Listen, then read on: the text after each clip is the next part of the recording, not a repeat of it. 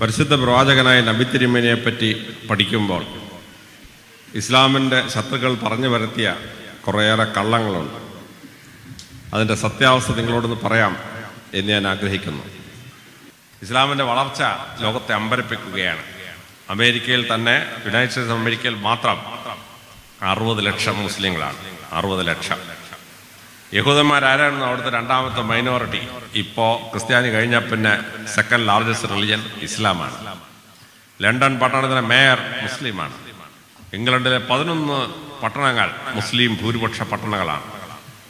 യൂറോപ്പിൽ മുസ്ലിങ്ങൾക്ക് ഭൂരിപക്ഷമുള്ള 23 പട്ടണങ്ങളുണ്ട് യൂറോപ്പിൽ മാത്രം. ഇസ്ലാമിൻ്റെ ഈ അമ്പരപ്പിക്കുന്ന വളർച്ച ലോകത്തെ മുഴുവൻ അമ്പരപ്പിച്ചുകൊണ്ടിരിക്കുകയാണ്.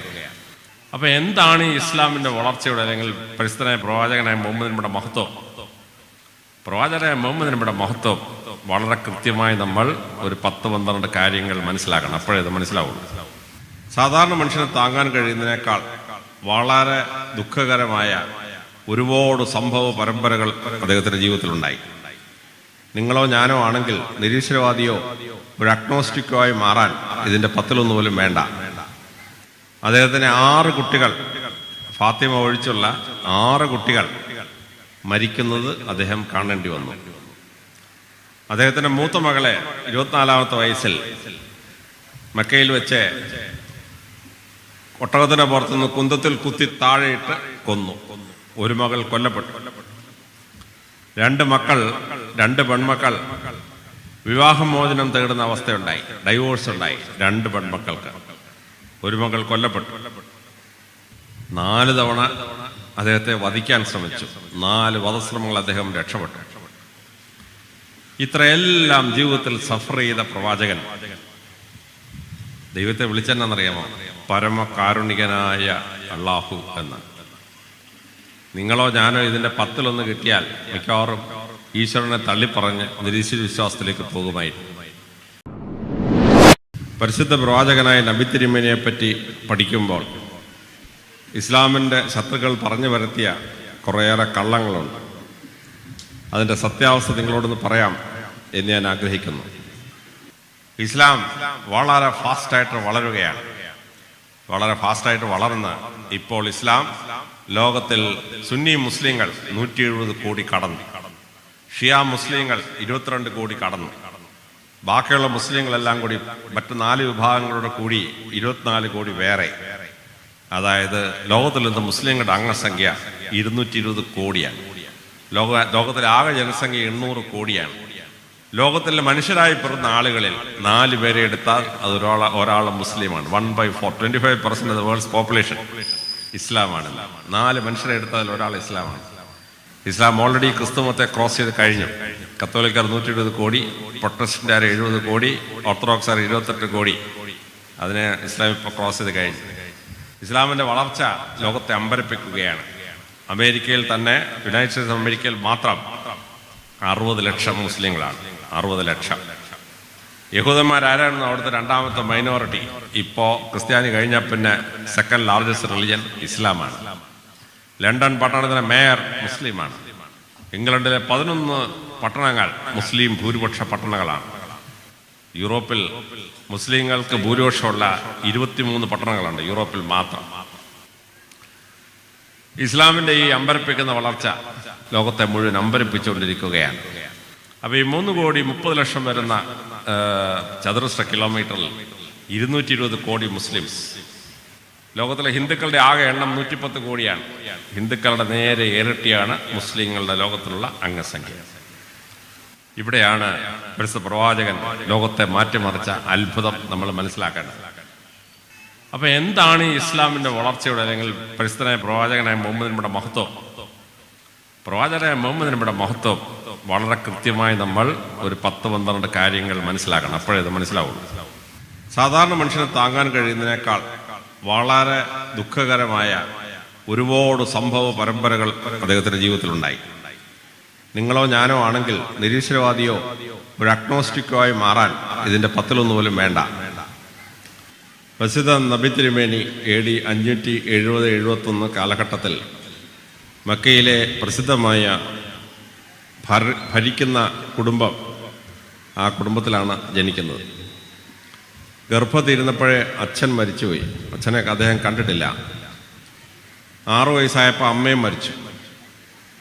അദ്ദേഹത്തെ കൊണ്ട് വളർത്തിയത് മുത്തച്ഛനായ മുത്തലിബും മുത്തശ്ശിയുമായിരുന്നു. ആ മുത്തച്ഛൻ 8 വയസ്സായപ്പോൾ മരിച്ചുപോയി. അനാഥ ബാല്യവും പേറി പരിശുദ്ധ പ്രവാചകൻ അദ്ദേഹത്തിൻ്റെ യൗവനകാലം ചെറുപ്പകാലം കഴിച്ചുകൂട്ടി. അദ്ദേഹം വരുവാനിരിക്കുന്ന മഹാനാകുമെന്ന് അന്നാർക്കും മനസ്സിലായില്ല. അതാദ്യം മനസ്സിലായത് അന്ത്യോക്യയിലെ പാത്രികീസിൻ്റെ വിഭാഗത്തിൽപ്പെട്ട ഓർത്തഡോക്സ് സഭയിലെ ഒരു വൈദികനാണ്. ആ വൈദികൻ്റെ പേര് ബുഷൈറ എന്നായിരുന്നു. പ്രവാചകൻ നടന്നു വരുമ്പോൾ ഈ ഓർത്തഡോക്സ് പുരോഹിതൻ വന്ന് പരിശുദ്ധ പ്രവാചകൻ്റെ മുമ്പാകെ സാഷ്ടാംഗ പ്രണാമം ചെയ്തിട്ട് പറഞ്ഞു, മഹാനായ പ്രവാചക, അങ്ങേക്ക് എൻ്റെ സ്തുതി. പ്രവാചകൻ പറഞ്ഞു, അയ്യോ, ഞാനൊരു സാധാരണ മനുഷ്യൻ, അങ്ങൊരു പുരോഹിതനല്ലേ, അങ്ങ് എന്നെ ഇങ്ങനെയൊക്കെ വന്നിക്കാമോ? പുരോഹിതൻ പറഞ്ഞു, അല്ല, യേശുക്രിസ്തു എനിക്കൊരു ദർശനം നൽകിയിരിക്കുന്നു, അങ്ങ് ലോകത്തെ മാറ്റിമറിക്കാൻ പോകുന്ന പ്രവാചകനാകുമെന്ന്. വേദപുസ്തകത്തിൽ പറയുന്നതനുസരിച്ച് യഹൂദന്മാരും ക്രിസ്ത്യാനികളും പ്രവാചകന്മാരെ സിംഹാസനമാക്കുമ്പോൾ തലയിൽ എണ്ണ ഒഴിച്ച് പ്രാർത്ഥിക്കും. അതുകൊണ്ട് അങ്ങയുടെ തലയിൽ എണ്ണ ഒഴിച്ച് പ്രാർത്ഥിക്കാൻ എന്നെ സമ്മതിക്കണമെന്നാണ്. പ്രവാചകൻ പറഞ്ഞ് അങ്ങ് എങ്ങനെ തോന്നണമെങ്കിൽ ചെയ്തോളാൻ പറഞ്ഞു. അങ്ങനെ ബുഷൈറ 24 വയസ്സുള്ളപ്പോൾ പ്രവാചകന്റെ തലയിൽ എണ്ണയാൽ അഭിഷക്തനാക്കി വേദപുസ്തകത്തിൽ പറയുന്ന രീതിയിൽ പ്രവാചകനായി വാഴിച്ചു. 1 വർഷം കഴിഞ്ഞപ്പോഴാണ് ഖദീജ വിവാഹം കഴിക്കുന്നത്. മുമ്പ് 2 തവണ വിവാഹം കഴിച്ച് 2 ഭർത്താക്കന്മാർ മരിച്ച ഖദീജ മക്കയിലെ വളരെ ധനികയായ ഒരു സ്ത്രീയായിരുന്നു. ആ ഖദീജ പ്രവാചകനെ വിവാഹം കഴിക്കണം. പ്രവാചകൻ അന്ന് 25 വയസ്സേ ഉള്ളൂ.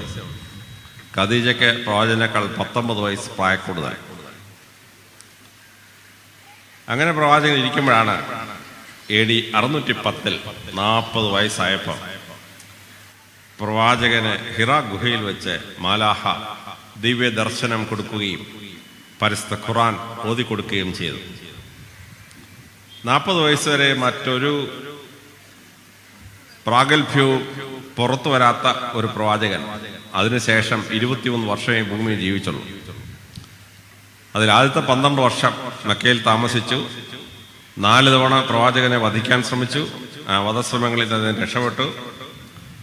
പക്ഷേ AD 619 തൻ്റെ പ്രിയ ഭാര്യ ഖദീജ മരിക്കുകയും തന്നെ സംരക്ഷിച്ചുകൊണ്ടിരുന്ന അങ്കിൾ അബൂ താലിബ് മരിക്കുകയും ചെയ്തു. അത് കഴിഞ്ഞ ഒരു വധശ്രമം ഉണ്ടായി. 622 അദ്ദേഹം മക്കയിൽ നിന്ന് മെദീനയിലോട്ട് പലായനം ചെയ്തു.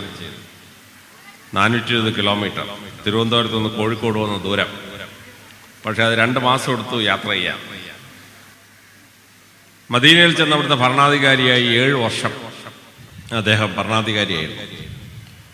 AD 629 അദ്ദേഹം തിരിച്ച് മക്കയുടെ ഭരണാധികാരിയായി വരികയും 3 വർഷം 3 ഉംറകൾ ചെയ്ത ശേഷം AD 632 സ്വർഗാരോഹണം ചെയ്യുകയും ചെയ്തു. വളരെ സംക്ഷിപ്തമായി പ്രവാചകന്റെ ജീവചരിത്രം പറഞ്ഞാൽ ഇങ്ങനെയാണ് പറയാൻ കഴിയുക.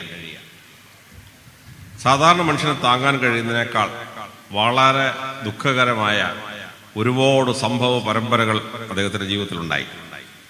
നിങ്ങളോ ഞാനോ ആണെങ്കിൽ നിരീശ്വരവാദിയോ ഒരു അഗ്നോസ്റ്റിക്കോ ആയി മാറാൻ ഇതിന്റെ 10-1 പോലും വേണ്ട. പ്രവാചകൻ അച്ഛനെ കണ്ടിട്ടില്ല, അനാഥനായി ജനിച്ചു. 6 വയസ്സിൽ അമ്മയെ നഷ്ടപ്പെട്ടു.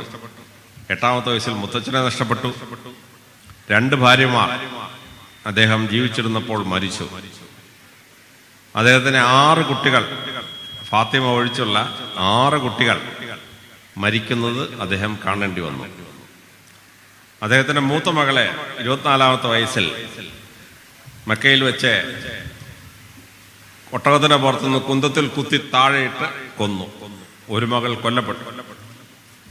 2 മക്കൾ, 2 പെൺമക്കൾ വിവാഹമോചനം തേടുന്ന അവസ്ഥയുണ്ടായി, ഡൈവോഴ്സ് ഉണ്ടായി 2 പെൺമക്കൾക്ക്. 1 മകൾ കൊല്ലപ്പെട്ടു. 4 തവണ അദ്ദേഹത്തെ വധിക്കാൻ ശ്രമിച്ചു. 4 വധശ്രമങ്ങൾ അദ്ദേഹം രക്ഷപ്പെട്ടു. ഇത്രയെല്ലാം ജീവിതത്തിൽ സഫർ ചെയ്ത പ്രവാചകൻ ദൈവത്തെ വിളിച്ചെന്നറിയാമോ?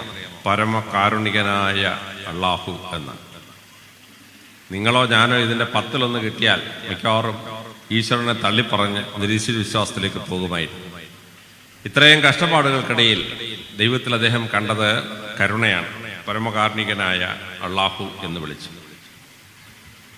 പരസ്യപ്രവാചകന്റെ ഈ ജീവിതത്തെപ്പറ്റി വളരെ ശ്രദ്ധേയമായി പരാമർശിക്കുന്നത് മൈക്കേൽ ഗേറ്റ് അദ്ദേഹത്തിന്റെ വിശ്വപ്രസിദ്ധമായ പുസ്തകത്തിലാണ്. അമേരിക്കയിലെ ശാസ്ത്രജ്ഞനായ മൈക്കേൽ ഗേറ്റ് ഒരു പുസ്തകം എഴുതി, ദ ഗ്രേറ്റ് 100. ലോകത്തിലെ മഹാന്മാരായ 100 പേരുടെ ചരിത്രമാണ്, ജീവചരിത്രമാണ്.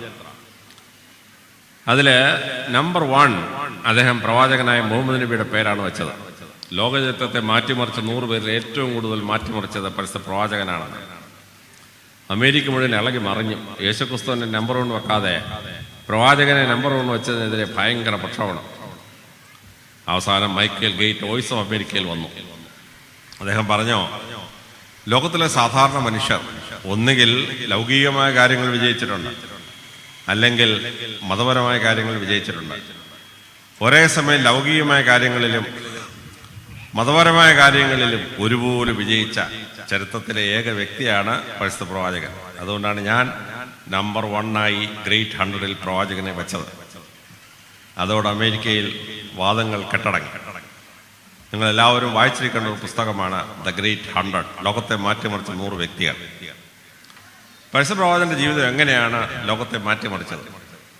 പ്രവാചകന് ശേഷം ആദ്യത്തെ 4 കാലിഫന്മാർ റഷീദ് കാലിഫ്സാണ്. ആദ്യത്തെ 2 പേർ ഫാദർ ഇൻ ലോസ് ആയിരുന്നു, പിന്നത്തെ 2 പേർ സൺ ഇൻ ലോസ് ആണ്.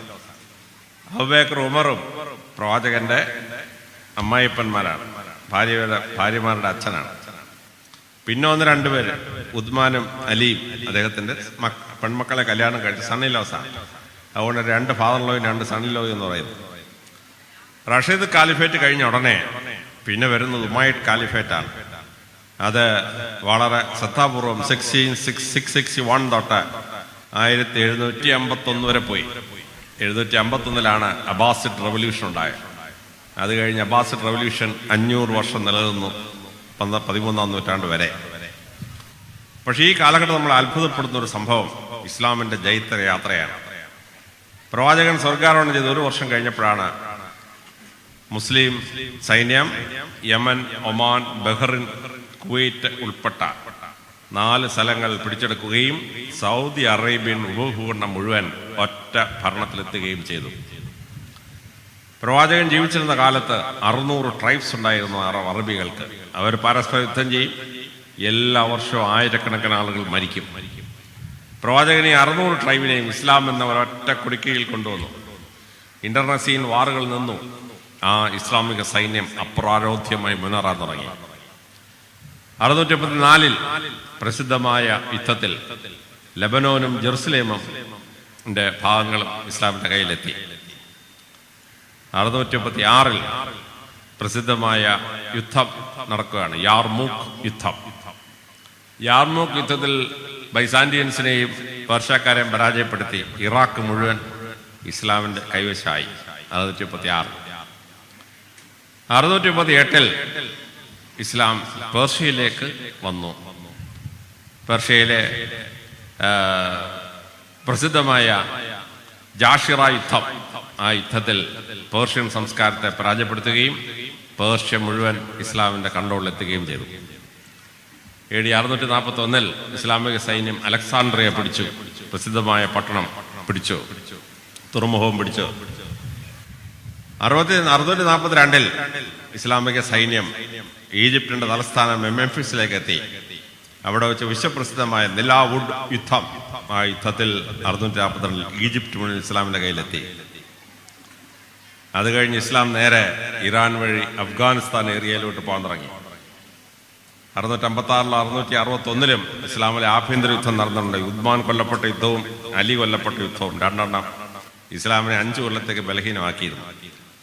പക്ഷെ അത് കഴിഞ്ഞ് ഇസ്ലാം നേരെ വസീറിസ്ഥാൻ പിടിച്ചെടുത്തു, ഖുസീറിസ്ഥാൻ പിടിച്ചെടുത്തു. അത് കഴിഞ്ഞ് ട്രാൻസോക്സാനിയ പിടിച്ചെടുത്തു. അത് കഴിഞ്ഞ്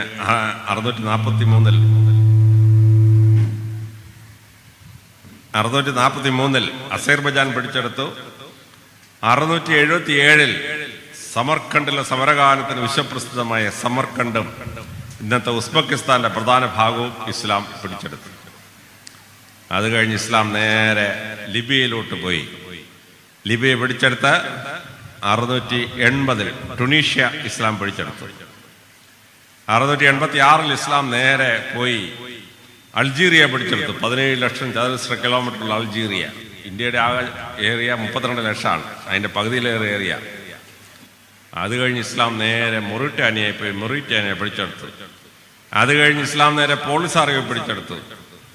അത് കഴിഞ്ഞ് ഇസ്ലാം മൊറോക്കോ പിടിച്ചെടുത്തു. അപ്പോഴേക്കും അറ്റ്ലാന്റിക് സമുദ്രത്തിൽ പോയി മുട്ടി ഇസ്ലാം. പിന്നെ അങ്ങോട്ട് പോകാൻ വയ്യ. ഇസ്ലാം നേരെ വടക്കോട്ട് തിരിഞ്ഞ് ഇംഗ്ലീഷ് നമ്മൾ ജിബ്രാൾട്ടർ എന്ന് വിളിക്കുന്ന മുനമ്പ് കടന്ന് സ്പെയിനിൽ കയറി. ജിബ്രാൾട്ടർ എന്ന വാക്ക് അറബി ഭാഷയാണ്. ജിബ്രാൾ അൽ താരിഖ്. താരിഖ് എന്ന ഇസ്ലാമിന്റെ സേനാനായകൻ കടന്നുപോയ സ്ഥലമെന്നോ താരിഖിന്റെ മലയെന്നോ അതിന് രണ്ടർത്ഥത്തിൽ രണ്ട് വാക്ക് രീതിയിൽ അറബിക്കിൽ അത് എക്സ്പ്ലെയിൻ ചെയ്യാം. അങ്ങനെ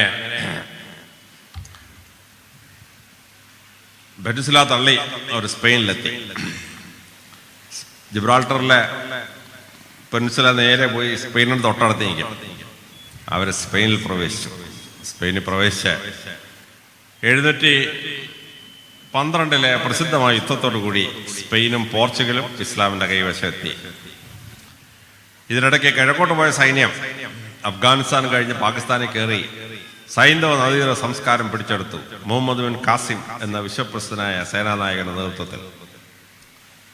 അങ്ങനെ 632 പ്രവാചകൻ സ്വർഗാരോഹണം ചെയ്ത ശേഷം 100 വർഷം കഴിഞ്ഞ് 732 പ്രസിദ്ധമായ യുദ്ധം നടക്കുകയാണ്. Battle of Poitiers. ഇസ്ലാമിക സൈന്യം പിറണീസ് പർവ്വതനിരകൾ കടന്ന് നേരെ പാരീസിലോട്ട് മാർച്ച് ചെയ്യാൻ തുടങ്ങി. പാരീസിന് 200 കിലോമീറ്റർ തെക്ക് ചാർലിമീൻ ചക്രവർത്തിയുടെ മുത്തച്ഛൻ ചാൾസ് മാർട്ടൽ ഒരു സൈന്യവുമായി വന്ന് 3 ലക്ഷം പേർ മരിച്ചു വീണ ഒരു യുദ്ധം.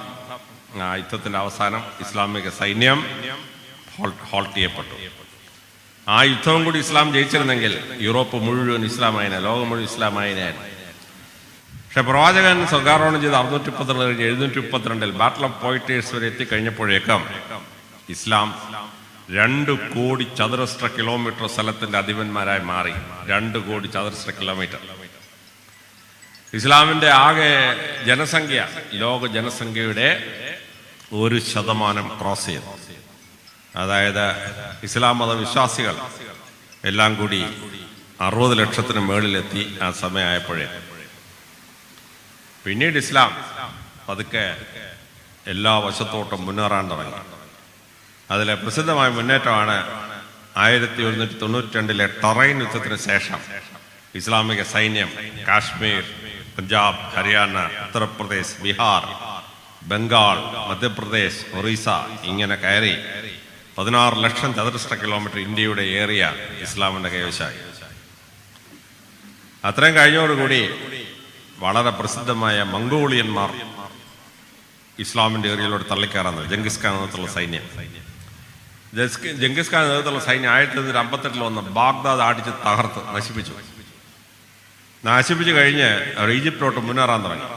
അപ്പോഴാണ് ഈജിപ്തിൽ നിന്ന് മാമലൂക്ക് സൈന്യം വന്നിട്ട് മംഗോളിയരെ നേരിട്ടു. 1290 വിശ്വപ്രസിദ്ധമായ യുദ്ധം നടക്കുകയാണ്. ബാറ്റിൽ ഓഫ് അൽ അലൈൻ എന്ന് പറഞ്ഞ യുദ്ധം. ആ യുദ്ധത്തിൽ മംഗോളിയൻ സൈന്യത്തെ നേരിടാൻ ഇസ്ലാമിക സൈന്യം 3-1 ഉള്ളൂ.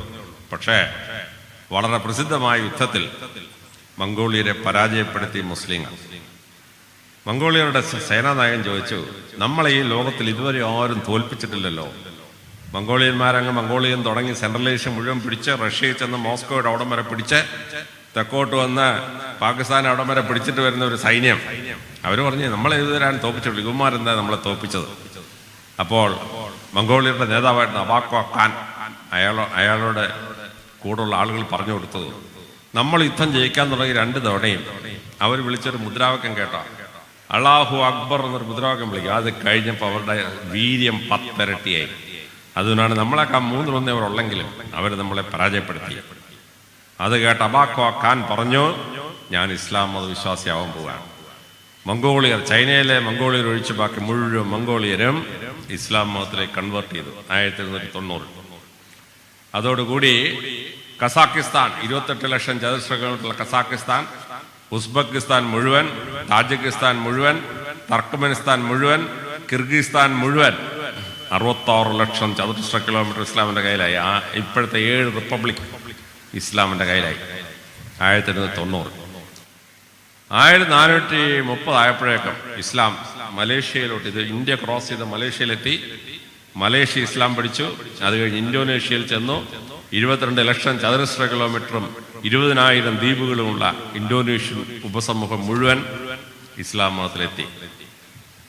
1453 ഇസ്ലാം തുർക്കിയിലേക്ക് തള്ളിക്കയറി. 1453 മുഹമ്മദ് അലി പാഷ എന്ന് പറയുന്ന സെൽജുക് തുർക്കി നേതാവ്, അദ്ദേഹം കോൺസ്റ്റാന്റിനോപ്പിൾ പിടിച്ചെടുക്കുകയും ഈസ്റ്റേൺ റോമൻ എംപയർ മുഴുവൻ 8 ലക്ഷം ചതുരശ്ര കിലോമീറ്റർ ഇസ്ലാമിലെത്തുകയും ചെയ്തു. 1492 സ്പെയിനിൽ നിന്ന് ഫെർണാണ്ടോ ഇസബെല്ലയുടെ ആക്രമണത്തിൽ റീകോൺക്വിസ്റ്റ, അവിടെ ഇസ്ലാം ഉത്തരാഫ്രിക്കയിലേക്ക് പിന്മാറി. സ്പെയിനും പോർച്ചുഗലും വിട്ടുകൊടുത്തു ക്രിസ്ത്യാനികൾക്ക്. അങ്ങനെ ഇസ്ലാം എന്ന് വന്ന് നിൽക്കുന്നത് 3,30,00,000 ചതുരശ്ര കിലോമീറ്റർ ഭരിക്കുന്ന ഒരു ശക്തിയായിട്ടാണ്. 67 രാജ്യങ്ങൾ ഇസ്ലാമിക രാജ്യങ്ങളാണ്. 3,30,00,000 സ്ക്വയർ കിലോമീറ്റേഴ്സ് ഓഫ് ഏരിയ. ഇന്ത്യയുടെ ആകെ ഏരിയ 32 ലക്ഷം. ഇന്ത്യയുടെ ആകെ ഏരിയയുടെ 11 ഇരട്ടിയാണ് ഇസ്ലാം ഭരിക്കുന്ന ഭൂപ്രദേശം. 3,30,00,000 ചതുരശ്ര കിലോമീറ്റർ. ഇസ്ലാം വളരെ ഫാസ്റ്റായിട്ട് വളരുകയാണ്.